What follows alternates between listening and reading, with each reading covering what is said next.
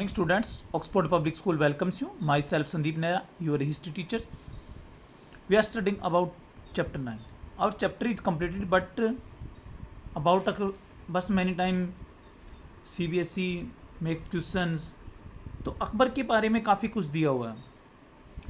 पहले जैसे आपने क्या है इसके लीडर्स के बारे में पढ़ा, जो इंपीरियर हुए उनके बारे में पढ़ा. तो क्या है, अकबर क्या थे, हुमायूं के पुत्र थे. और हुमायूं के पश्चात क्या है, वही एक काफ़ी लंबे समय तक एक सक्सेसर भी कह सकते हैं, एक पावरफुल इंपीरियर भी कह सकते हैं जो बने थे, जिन्होंने 1556 से लेकर के 1605 अपने डेथ तक क्या है वो वहाँ के इंपीरियर रहे थे, मतलब राजा रहे थे. और एक काफ़ी फेमस भी हुए हैं अब तक के मुग़ल एम्पायर के अंदर. अगर हम बात करें कि काफ़ी फेमस, काफ़ी पावरफुल, और जिसके अंदर इंडिया पूरा एक वास्ट एरिया तक मतलब मुग़ल एम्पायर फैल चुका था, तो वो अकबर के टाइम में था.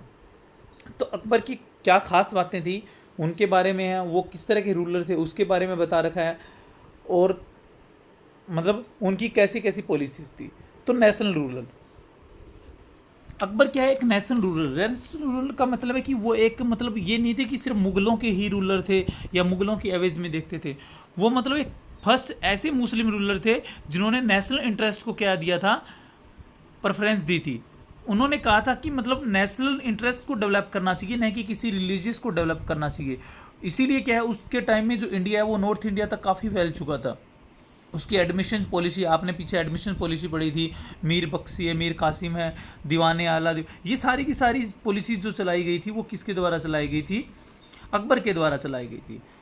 इसके अलावा उसने हिंदू और मुसलमानों को भी जोड़ने का काम किया. जो जजिया टैक्स लगाया जाता था हुमायूं के टाइम से, बाबर के टाइम से हिंदूज़ के ऊपर, उसको ख़त्म कर दिया और कहा कि सभी रिलीजियस क्या हैं, इक्वल हैं.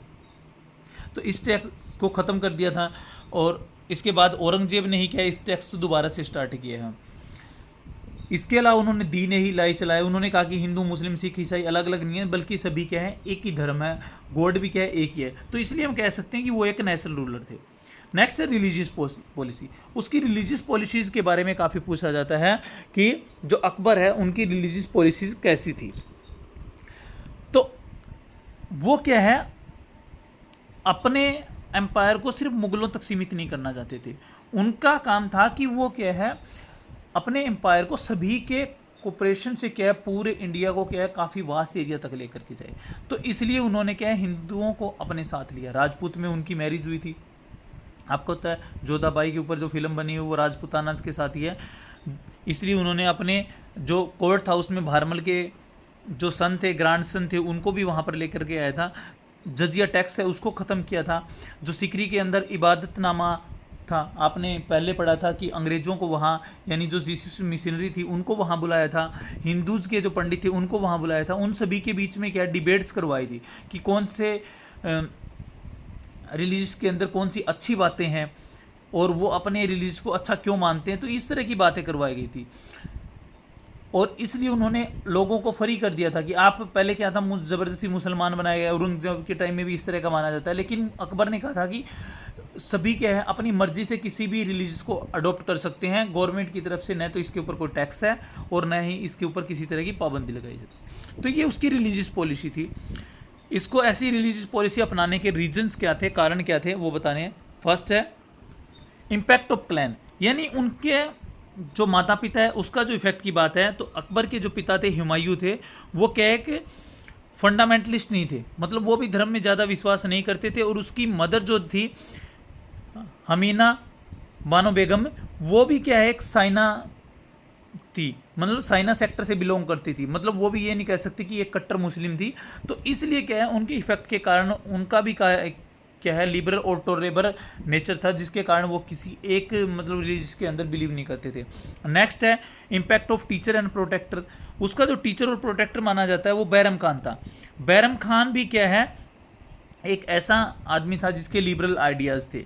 इसके अलावा उसके जो टीचर माने जाते हैं अब्दुल लतीफ़, जिन्होंने उसको एजुकेशन दी थी, वो भी क्या है एक लिबरल आइडियाज़ से बिलोंग करते थे. मतलब कि कहने का मतलब है कि वो सिर्फ मुस्लिम में विश्वास नहीं करते थे, बल्कि लिबरल आइडियाज़ के वो फॉलो करते थे. तो इसलिए भी क्या है अकबर के विचार ऐसे थे. कॉन्टैक्ट विद राजपूत, वो राजपूतों के कॉन्टैक्ट में आए थे. हिंदू कवीन से काफ़ी उनके साथ उनकी मैरिज हुई थी. तो इसलिए भी उन्होंने क्या है उनसे प्रभावित, उनसे इफेक्टेड होकर के क्या है अपना मतलब जो धर्म है उनको चेंज करने की बात की थी. मुत्तल कॉन्फ्लिक्ट अमंग मौलवीज, इसके अलावा उनके मौलवीज के साथ कॉन्फ्लिक्ट होते थे क्योंकि मौलवीज क्या है उसको ऐसे मतलब रूल्स के बारे में बताते थे जिनको वो कभी मानने को तैयार नहीं थे। इम्पैक्ट ऑफ सूफी संत, तो मुसलमानों के अंदर भी क्या है, दो तरह के होते हैं, एक सूफी होते हैं, एक सुन्नी होते हैं। तो वो सूफी संतों का, पहले ये जो मुस्लिम से ज़्यादातर क्या है सुन्नी को ही मानते थे, तो सूफी संतों का भी इसके ऊपर काफ़ी इफेक्ट पड़ा था। डिमांड ऑफ टाइम, टाइम की डिमांड थी कि रिलीजियस को क्या कर दिया जाए, फ्री कर दिया जाए। अगर ऐसा करेंगे तो ही उनका क्या है एम्पायर और वास्ट हो सकता था। नेक्स्ट है कंस्ट्रक्शन और इबादतनामा। आपको बताया कि इबादतनामा का उसने निर्माण किया था, जिसके मतलब प्लेस ऑफ वर्शिप जिसको कहा था, जिसमें सभी धर्मों के लोग आकर के क्या डिबेट्स कर सकते थे, बता सकते कि उनका रिलीज अच्छा या बुरा है। तो इन सब के कारण क्या है हम ये कह सकते हैं कि उसकी रिलीजियस पॉलिसी चेंज हुई थी। तो उसकी रिलीजियस पॉलिसी अगर चेंज की थी, उन्होंने क्या है दीन इलाही जो बनाया था, एक नया मतलब रिलीजियस बनाया था, तो उसके क्या इफेक्ट पड़े थे? उसके इफेक्ट पड़े थे सबसे पहले वास्ट मुगल एम्पायर। इससे क्या मुगल एम्पायर काफ़ी दूर तक फैल गया था। मतलब ये कह सकते हैं कि राजपूतों के आगमन से राजपूतों ने उनको कई मतलब राज्य जीत करके दिए थे। इसके अलावा राजपूतों के आगमन से मराठों तक वो फैल चुके थे। Many lower Rajput chiefs won many battles. तो इस तरह से हम कह सकते हैं कि उसका मुगल एम्पायर काफ़ी वास्ट हो चुका था। स्ट्रॉन्ग मुगल एम्पायर, तो वास्ट होगा तो स्ट्रॉन्ग भी बनेगा, क्योंकि इसमें राजपूत भी मिल चुके थे, अन्य हिंदूज भी आ चुके थे, मराठों को भी उसने कई जगह शामिल किया था। तो इसलिए कह सकते हैं कि वो क्या था, स्ट्रॉन्ग भी हो चुका था। Encouragement of the sense of nation building, और लोगों के अंदर उन्होंने क्या है राष्ट्र की भावना का पैदा किया सबसे पहले, क्योंकि इससे पहले सिर्फ वो धर्म की भावना, हिंदूज के बारे में सोचते थे, मुस्लिम के बारे में। तो उन्होंने क्या नेशनल बिल्डिंग को क्या है उनके मन में लेकर के आया, उसको जगाया, ताकि उनका एक ही ऑब्जेक्टिव को नेशनल बिल्डिंग बनाना, वो रिलीजियस में उलझ कर ना रहे बल्कि नेशनल को बिल्ड करें। नेक्स्ट है progress in art and literature. वो क्या है, आर्ट और लिटरेचर को भी काफ़ी प्रोग्रेस मिली। पहले आपने पढ़ा होगा पिक्चर वगैरह के बारे में, मौलवीज उनके अगेंस्ट होते थे, वो नहीं चाहते थे कि पिक्चर्स वगैरह बनाई जाए। लेकिन अकबर ने क्या है संस्कृत को, पर्शियन को, इनको मिक्स किया, हिंदी और पर्शियन को मिक्स करके क्या है उर्दू लैंग्वेज बना दी। तो इस तरह से क्या है आर्ट और लिटरेचर को भी काफ़ी इफेक्ट पड़ा, यानी उसका प्रभाव पड़ा।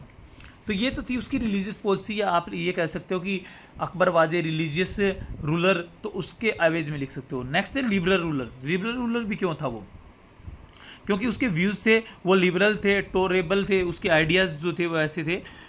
तो फर्स्ट है इस्टेब्लिश मैरिटल रिलेशन। सबसे पहले तो उसने अपने शादीशुदा जो रिलेशन बनाए थे वो काफ़ी हिंदूज तक बनाए थे। उसने राजपुताना किंग में की डॉटर से क्या थी शादी की थी 1562 के अंदर, भारमल जो आमेर के राजपूत थे उनकी डॉटर से। इसके बाद भारमल के बेटों और क्या है पोतों, यानी उसके सन्स और ग्रैंडसन को भी क्या है इंपीरियल सर्विस दी थी, उन्हें अपनी नोबल्टी के अंदर रखा था। तो इस तरह से उसकी जो मटेरियल रिलेशन है उसके कारण भी वो एक लिबरल रूलर कराया। नेक्स्ट है appointment of Hindus on higher post. उसने क्या है हिंदूज को काफ़ी हायर पोस्टेज के ऊपर क्या है सिलेक्ट करवाया। जैसे कि उसके नवरत्न थे, उसके अंदर भी क्या है काफ़ी हिंदूज भी थे, शामिल थे, तानसेन जो था। नेक्स्ट है रिलीजियस फ्रीडम। इसके अलावा उसने लोगों को क्या दी, रिलीजियस फ्रीडम दी। उन्होंने कहा कि रिलीजियस उनका एक पर्सनल सब्जेक्ट है, वो किसी भी क्या है तरह के मतलब रिलीजियस को अपना सकते हैं। उसने एक रॉयल फरमान जारी किया कि रिलीजियंस के रूप पे किसी को भी क्या है फोर्सफुली नहीं किया जाए, यानी किसी तरह का कोई फोर्स उसके ऊपर लागू नहीं किया जाए। इसके अलावा दीन इलाही तो उसका एक फेमस क्रिएटिविटी है जिसके अंदर उसने सभी धर्मों को जोड़ा। तो दीन इलाही के बारे में अलग से भी पूछ लिया जाए तो आपको दीन इलाही क्या है उसकी एक प्रोग्रेस का रिजल्ट है, रिलीजियस प्रोग्रेस का रिजल्ट है। दीन इलाही उसने एक न्यू रिलीजियस बनाया 1582 के अंदर। उसने कहा था कि गॉड एक है और अकबर उसका मोस्ट ऑफ डिवोटी है, मतलब सबसे ऊपर का डिवोटी है, और सबको क्या है अकबर की एवेज में आकर मतलब उसकी शरण में आकर के क्या करना चाहिए, इस रिलीजियस को अपनाना चाहिए। ये रिलीजियस भी उसने क्या जनता के ऊपर या अपनी उसके ऊपर ज़बरदस्ती नहीं थोपा था, इसलिए ज़्यादा सक्सेस भी नहीं हुआ क्योंकि इसके रूल्स वगैरह थे वो काफ़ी डिफ़िकल्ट थे। तो इसमें जो वर्ड कहा था अल्लाहू अकबर कहा था कि अल्लाहू अकबर क्या है वो क्या है वर्ड यूज़ किया जाए, न कि मुस्लिम जो हिंदूज वर्ड यूज़ करते हैं वो सारे सारे जैसे कि मतलब मुस्लिम अलग करते थे, हिंदूज अलग करते थे, वो सारे बंद करके उन्होंने कहा कि एक ही वर्ड मतलब दीन इलाही के लिए यूज़ किया जाए, उसका नाम रखा गया था अल्लाहू अकबर। तो झरोखा दर्शन के बाद जब वो दीवाने आम के अंदर जाते थे तो उसमें भी क्या है, उसने क्या है मतलब इस वर्ड को यूज करने की बात कही कि दी अल्लाह अकबर वर्ड का यूज किया जाए, जिसमें उसका खुद का नाम अकबर क्या है शामिल किया जाए। इसके अलावा उसने अपने नाम के आगे मोहम्मद जिलाउद्दीन अकबर भी रखा। मोहम्मद मतलब उनका जो पैगंबर, मोहम्मद पैगंबर जो माना जाता है, मुस्लिम वर्ग का जो संस्थापक माना जाता है, इस्टेब्लिश माना जाता है, तो अकबर ने अपने नेम के आगे मोहम्मद भी लिखना स्टार्ट किया था इस धर्म को बनाने के बाद। तो ये ज़्यादा सक्सेस नहीं हुआ था। क्यों क्यों सक्सेस नहीं हुआ था? क्योंकि इसमें क्या हार्डली टुक एनी स्टेप्स थे, कुछ स्टेप्स काफ़ी डिफिकल्ट थे। तो ये आपका अकबर्स के बारे में टॉपिक है। नीचे मैंने इसके बारे में डिटेल्स दे रखी है हर क्वेश्चन की जो पूछे जाते हैं मेनली, आप इसको रीड कर सकते हो। Okay, thank you.